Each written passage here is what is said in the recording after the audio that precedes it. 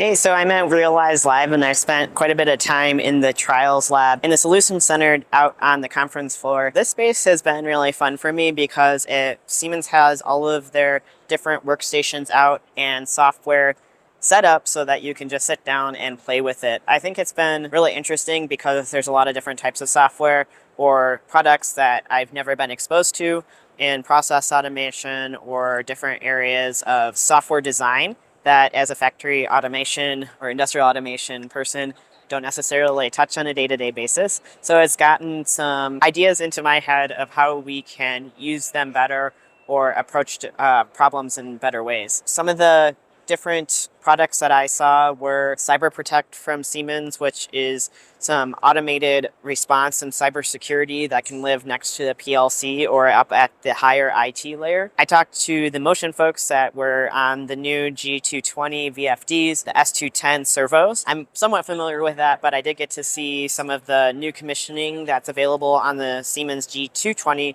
which the previous generation was the Siemens G120. Between the 220 and the S210, the commissioning workflow is very similar. So if you're jumping back and forth between what is a VFD and a servo, those are not necessarily the same or similar in most softwares. It was nice to have that same graphical interface and feel so I knew what to do sooner. I also saw the Simatic Workstation X, which is the software controller, WinCC Unified PC, and Industrial Edge all in one. So it's a single device, can do everything on the floor. It was originally developed for automotive applications, and now Siemens is expanding it to different areas. I have a detailed video on that one coming up. I also got to use one of the process automation side training softwares where you can actually go through using AR, VR, walk through a training simulation, and that helps operators be able to understand what would happen or what they should do to actually do critical events in a plant.